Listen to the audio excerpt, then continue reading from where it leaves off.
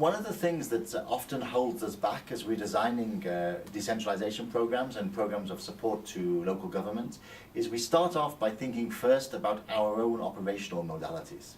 And I think many development agencies have this approach. Instead of looking at what is it we're trying to achieve with this support on the one hand, and what are the local conditions on the other hand.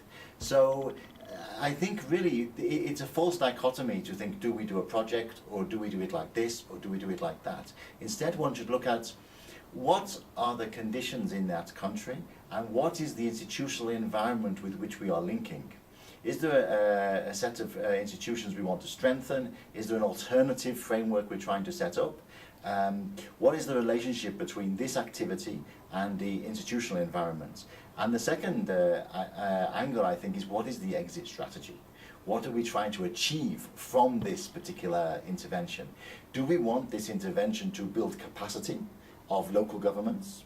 Or do we want this intervention to have a demonstration effect for a national system? So, for example, if we're trying to build capacity in procurement and public financial management, the best way to do that is by testing, like field testing or road testing, the actual procurement rules. But if you don't trust the local government, how can you test their procurement rules? That's simple. You set up an account, you put money in that account, you can control that account, but you say that account will use their rules. So you test the rules yourself together with them, and then you can see what are the bottlenecks in those rules, and if we can strengthen those bottlenecks, maybe next time you move that money into the local government account. So you can have these various stages where you test an idea through various forms of project support or external support through parallel systems, and you gradually move to working through the mainstream systems. And this can take many, many years, or it can take 2 or 3 years, it depends. But I think one very important way to look at it is you can have a kind of checklist where on the one hand, everything you do is completely through the government and you just provide a blank check, and then they manage it. On the other side of the spectrum, you have a completely separate project in which you manage every single transaction. And then how do you get from A to B? And you can start saying, are we on budget or off budget? What do we mean by budget? Is this the budget approved by Parliament? Or is it just a budget which is jointly managed?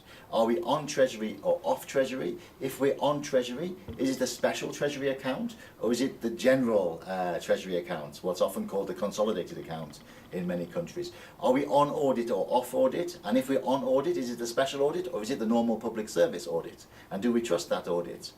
And on plan or off plan, does these resources that we're working with approved by Parliament? Are they accountable to Parliament, or are they accountable to the development partner through a separate relationship with the institution? And if so, what does that say about parliamentary accountability? So you can have this checklist and you can gradually move your systems on, but it'll take time.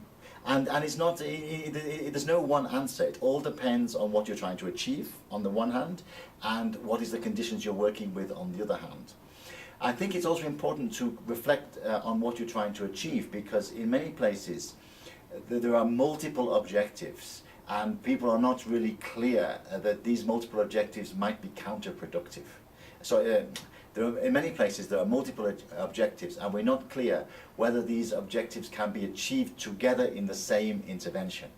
For example, if you're really trying to build local capacity to manage resources and build local accountability, if that is your initial objective, maybe then you don't want to focus so much on the national system until you have shown that local governments can do it, until people believe in them, that yes, they can manage money, yes, they can be accountable to their citizens. Once that has been achieved, then you can look at the national system to make all local governments in a particular country accountable over the long term with proper financing, so that they can actually implement development programs. But you can't do it both at the same time. If there's no trust and there's no belief at the beginning, you can't do the national system. Likewise, if you're trying to build a national system, then the focus should also be on the regulatory framework, which are the other ministries. You can't only work with the Ministry of Local Government. What about the Ministry of Finance? What about the sector ministries? What are the different financing streams that go down to the local level? And then you have to look at the combination of these and even the fiscal sustainability of the effort. So initially, in fact, when you're trying to build capacity, you might inject a lot of money into a small number of local governments to show their absorption capacity, their management capacity, and their capacity to respond to the citizens. But that amount of money might not be fiscally sustainable in the long run. It doesn't matter, because this is the demonstration effect. And then later on, you would have a smaller amount which may be more fiscally sustainable. So these are the kind of choices that one has to deal with.